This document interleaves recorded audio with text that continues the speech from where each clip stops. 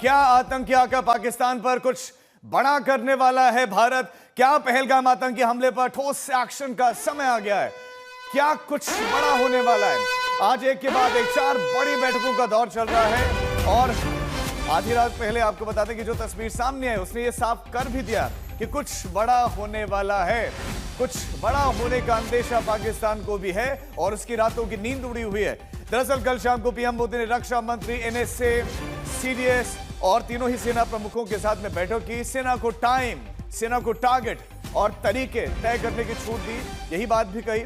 और हमले के खौफ में आधी रात के बाद लगभग 3 बजे आधी रात के समय पाकिस्तान के सूचना एवं प्रसारण मंत्री अताउल्लाह अत्तरार ने सोशल मीडिया प्लेटफॉर्म एक्स पर एक वीडियो साझा किया, पोस्ट किया, जिसमें उन्होंने 24 से 36 घंटे में हमले का अंदेशा जता दिया। पाकिस्तान के इस खौफ के बीच में आज दिल्ली में बैठकों का दौर जारी है, बहुत बड़ी बैठक। इससे पहले सीसीएस की जब बैठक हुई, बड़े निर्णय लिए गए थे। आज एक बार फिर से 4 एक के बाद एक बड़ी बैठकें।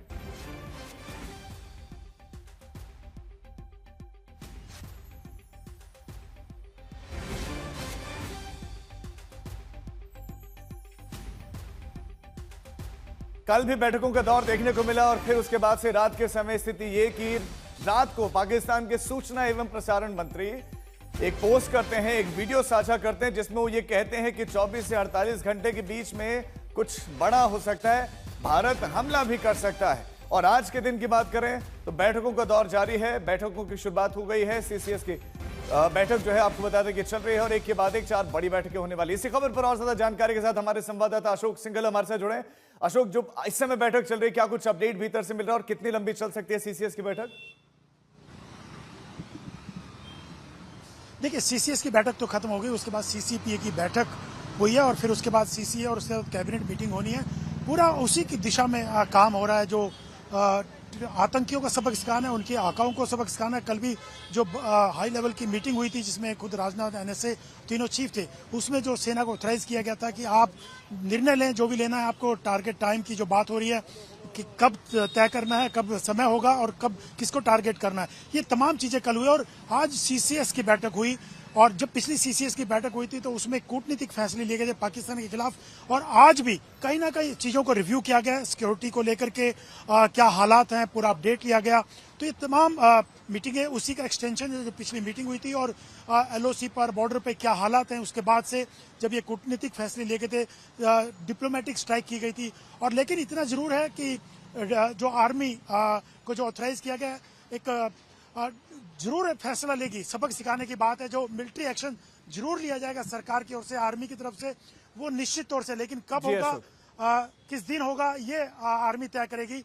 कल खुद साफ कर दिया गया है, लेकिन इतना जरूर है, बार बार ये इरादे साफ किए जा चुके हैं कि बख्शा नहीं जाएगा, उनके खिलाफ कोई ना कोई कड़ी कार्रवाई की जाएगी। वो मिलिट्री एक्शन कब होगा, उसी को लेके ये सब एक्सरसाइज की जा रही है। वो तभी जी अशोक, आप बता रहे हैं कि सेना को छूट दी गई है कि तरीका आपका होगा, समय आपका होगा, निशाना भी आप ही का होगा। हमारे और भी सहयोगी इस खबर पर और ज्यादा जानकारी के साथ जुड़ गए हैं। हिमांशु मिश्रा भी हमारे साथ जुड़ गए हैं, मंजीत नेगी भी हमारे साथ, हमारे संवाददाता जुड़ गए। लेकिन सबसे पहले हिमांशु, आपके पास आते हुए, सीसीएस की पिछली बैठक में बड़े फैसले लिए गए, इस बार की बैठक में क्या कुछ फैसले लिए गए हैं, वो क्या सार्वजनिक किए जाएंगे?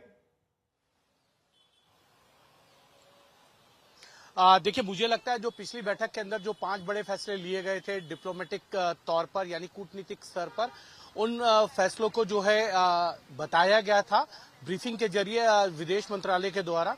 लेकिन मुझे लगता है इस बार जो सीसीएस की बैठक में जो बड़े फैसले लिए जाएंगे वो सैन्य कार्रवाई को लेकर लिए जाएंगे। किस तरीके का ऑपरेशन जो है वो किया जाएगा आतंकी ठिकानों के ऊपर, या जहां उनके ट्रेनिंग सेंटर्स हैं, या जिन जगहों पर उनको पनाह दी जाती है उनके ऊपर। तो मुझे लगता है आज जो सीसीएस के जो भी बड़े फैसले होंगे वो सैन्य कार्रवाई के ऊपर होंगे। तो उनको सरकार जो है वो सीक्रेट रखना चाहेगी जब तक ये ऑपरेशन जो है वो सफल ना हो जाए। और जो फैसले सीसीएस में होंगे उसका डिस्कशन जो है वो सीसीपीए में होगा, क्योंकि सीसीपीए में वो फैसले होते हैं, cabinet committee on political affair में, जो विदेश नीति और देश की सुरक्षा से संबंधित जो फैसले लिए जाते हैं उसका इम्पैक्ट, उसका प्रभाव जो है वो देश की अर्थव्यवस्था और आम आदमी के जनजीवन पर क्या पड़ेगा, उस पर होता है। और सीसीपीए के अंदर वैसे भी कई ऐसे फैसले लिए जाते हैं जो देश की आंतरिक चीजों को लेकर होता है, जैसे राज्य सरकार और केंद्र के बीच में कोई बड़ा डिस्प्यूट हो जाए या राष्ट्रपति शासन लगाना हो तो उसके लिए भी लिया जाता है, यानी फेडरल स्ट्रक्चर को लेकर। हिमांशु, ये जो दो बड़ी बैठकें वो तो हो चुके हैं, बीच में अटकलें भी तेज हैं, अटकलें हैं कि कुछ बड़ा होने वाला है। आइए हम भी आपको बताते हैं कि हम ऐसा क्यों कह रहे हैं कि कुछ बड़ा होने वाला है। दरअसल पहलगाम आतंकी हमले के बाद से जो घटनाक्रम हुए हैं उससे ही यह संकेत मिल रहा है। आप भी गौर कीजिए, पहला संकेत और दूसरे संकेत, रक्षा मंत्री, एनएसए, सीडीएस, सेना प्रमुखों के साथ में पीएम मोदी ने एक बड़ी बैठक की है। ये तमाम संकेत हैं। बैठक में पीएम मोदी ने कहा टारगेट, टाइम और तौर तरीका वो सेना ही तय करे। सूत्रों के मुताबिक संकेत ये भी आतंकवाद को करारा जवाब देना जो है राष्ट्रीय संकल्प है, दृढ़ संकल्प है। हाई लेवल मीटिंग के बाद से गृह मंत्री के साथ प्रधानमंत्री मोदी ने मंत्रणा भी की है और आहट भी है, सुखबुगाहट भी है। आरएसएस प्रमुख मोहन भागवत के साथ भी प्रधानमंत्री नरेंद्र मोदी और अमित शाह की बैठक। और आज दिल्ली में 4 उच्च स्तरीय बैठकों का दौर, जिसमें 2 बैठकें समाप्त हो गई हैं, 2 और बैठकें हैं। इसमें सीसीएस, सीसीपीए और सीएसी और कैबिनेट की बैठक होने वाली है, जिसमें प्रस्ताव भी बताया जा रहा है कि आ सकता है और आतंकवादियों को सजा मिलेगी, जरूर मिलेगी, ये सूत्रों के मुताबिक पीएम ने कहा है। हमारे संवाददाता भी इस खबर पर ज्यादा जानकारी के साथ है और अब ब्रेकिंग न्यूज के लिए रुख करते हैं मंजीत नेगी का। मंजीत, क्या कुछ बड़ा होने वाला है? लेकिन राजीव, बिल्कुल बड़ा होने वाला है, क्योंकि जिस तरह से प्रधानमंत्री ने तीनों सेनाओं को खुली छूट की बात की, वो सीधा संकेत होता है कि अब सेनाएं पाकिस्तान के कब्जे कश्मीर में जो आतंकी बैठे उनके खिलाफ युद्ध का ऐलान कर सकती हैं। और अगर आज की आप बैठकों को देखें तो ऐसी बैठकें, सीसीपीए, सीसीए और उसके अलावा पॉलिटिकल अफेयर की ये बैठकें, देश पर किसी बड़े संकट या युद्ध के समय एक साथ इतनी बैठकें होती हैं। मेरी जानकारी के मुताबिक, जैसे हिमांशु भी बता रहे थे, सीसीपीए में आज एक मुद्दा ये भी है कि क्या इसको लेकर संसद का विशेष सत्र बुलाया जाना है, जिस तरह से विपक्ष ने भी मांग की है, वो सीसीपीए में भी मुद्दा है। लेकिन सामान्य तौर पर इतनी सारी कैबिनेट की जो सब कमिटीज़ हैं, पॉलिटिकल अफेयर की, सिक्योरिटी अफेयर्स की, उसके अलावा इकोनॉमिक अफेयर्स की और उसके बाद फुल कैबिनेट, ये सारी बैठकें देश पर किसी बड़े संकट या युद्ध के काल के दौरान किसी बड़े समय में इस तरह की सारी बैठकें होती है। और उससे ठीक पहले आपको याद रहे कि कल जिस तरह से सभी वर्दीधारी जो तीनों सेनाओं के प्रमुख हैं, सीडीएस जनरल अनिल चौहान हैं, एनएसजी डोभाल हैं, उनके साथ जो 1.5 घंटे की बैठक के बाद पीएम ने, और पहली बार ये नहीं कि सिर्फ हम सूत्रों से उस खबर को चला रहे हैं, पहली बार सरकार की तरफ से ये कहा गया कि प्रधानमंत्री ने बैठक में तीनों सेनाओं से फीडबैक लेने के बाद ये कहा कि हमारी सेनाएं बहुत प्रोफेशनल फोर्सेज हैं। और इससे पहले के 2 अनुभव आप देखें, सर्जिकल स्ट्राइक और एयर स्ट्राइक, दोनों अनुभव के आधार पर प्रधानमंत्री ने कहा कि अब तीनों सेनाओं को खुली छूट है। और मैं अगर रक्षा संवाददाता के तौर पर खुली छूट का मतलब ये निकालूं तो उसका सीधा मतलब, अगर आप जानकारों से जाने तो तीनों सेनाओं को खुली छूट का मतलब राजीव यही होता है कि तीनों सेनाएं युद्ध जैसे हालात के लिए तैयार हैं और युद्ध के हालात में तीनों सेनाओं को किस तरह के कदम उठाने होते हैं वो उठाने के लिए वो सक्षम है। तो ये सीधा मतलब, इसके सीधे मतलब यही है। मंजीत, बिल्कुल सीधा मतलब आपने समझाया। जितेंद्र बहादुर सिंह भी हमारे संवाददाता हमारे साथ हैं। जितेंद्र, बिल्कुल ये सामान्य नहीं जो बैठकों का दौर चल रहा है और कहीं पाकिस्तान को ऐसा लग रहा होगा कि आतंकवादी हमला हो जाएगा, भारत भूल जाएगा, लेकिन इस बार ऐसा लग रहा है कि कुछ बड़ा जवाब मिलने वाला है।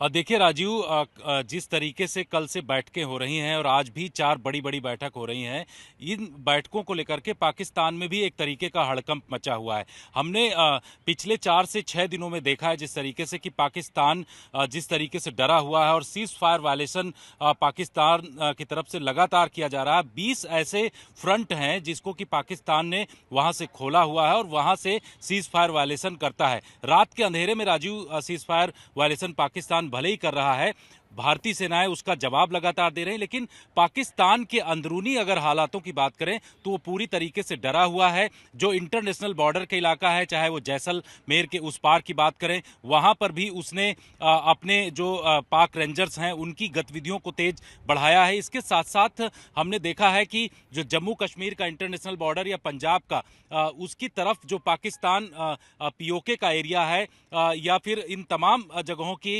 इलाके की अगर बात करें तो यहां पर पाकिस्तान ने अपनी सैन्य गतिविधियों को बढ़ाया, ऐसे खुफिया सूत्रों से जानकारी मिल रही। तो पाकिस्तान किसी न किसी तरीके से डरा हुआ है, क्योंकि उसको लगता है कि भारत में जिस तरीके से बड़े स्तर पर कल बड़ी एक बैठक हुई जिसमें तीनों सेना प्रमुख, रक्षा मंत्री, प्रधानमंत्री के साथ मौजूद थे, इसके साथ ही आज 4 बड़ी बैठकें हो रही हैं जिसमें किसी बड़े निर्णय को अंजाम दिया जा सकता है। तो इन तमाम चीजों की जो स्थिति है वो पाकिस्तान में भी दिखाई पड़ रही है और ऐसा लग रहा है पाकिस्तान को हलचल आप अगर बता रहे कोई कि जो है बॉर्डर के उस पार भी हलचल है, दिल्ली में भी जबरदस्त है, लेकिन कश्मीर में किस तरह की हलचल है बताने के लिए मीर फरीद हमारे साथ श्रीनगर से जुड़े हैं।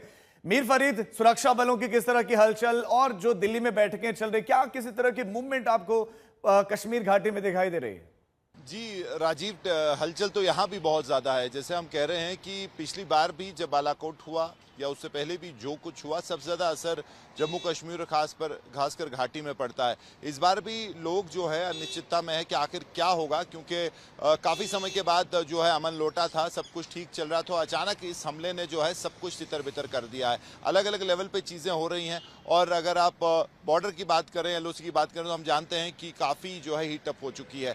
बॉर्डर पे जो रहने वाले लोग हैं, सबसे ज़्यादा दिक्कत उनके लिए है, क्योंकि काफ़ी वक्त के बाद कुछ जिसको आप कहेंगे नॉर्मलसी उनकी लाइफ में लौटी थी, खुश थे कि चलिए सब बंदूकें बंद हैं। लेकिन अभी ये हो रहा है कि बंकर दोबारा खुल रहे हैं, शेल्टर्स जो बॉम्ब शेल्टर्स होते हैं उनको सफाई की जा रही है। जगह जगह से हमें यही खबरें मिल रही है। कुछ लोग जो हैं बिल्कुल 7 गांव सटे हुए हैं बॉर्डर एलओसी के पास, वो भी पीछे की तरफ आ रहे हैं। तो ये जो एक अनिश्चितता है, जो एक डर है कि आखिर क्या होगा, किस लेवल का होगा, और जो खासकर एलओसी के आसपास वाले लोग हैं, क्या वो सीधा in the line of fire होंगे, वो चीज़ें, सारे सवाल अभी खुले हुए हैं। और यही मंजर हमें जब 2019 और उसके बाद जब 18 में बालाकोट का भी हुआ, यही सब चीजें थी कि कितना एस्केलेट होगा, किस लेवल तक जो है ये कन्फ्रंटेशन होगी, क्या पूरी तरह जंग होगी, क्या, ये सारे सवाल जो हैं अभी सबके जहन में हैं, लेकिन जवाब किसी के पास नहीं है। लेकिन ये जरूर सब जानते हैं कुछ ना कुछ तो जरूर होगा, किसी लेवल पे जो है भारत इसका बदला लेगा। वो कितना एस्केलेट होगा, वही सबका सवाल है। जी बिल्कुल मीर, जवाब अभी किसी के पास भी नहीं है, लेकिन अभी जो हलचल चल रही है उससे संकेत स्पष्ट है,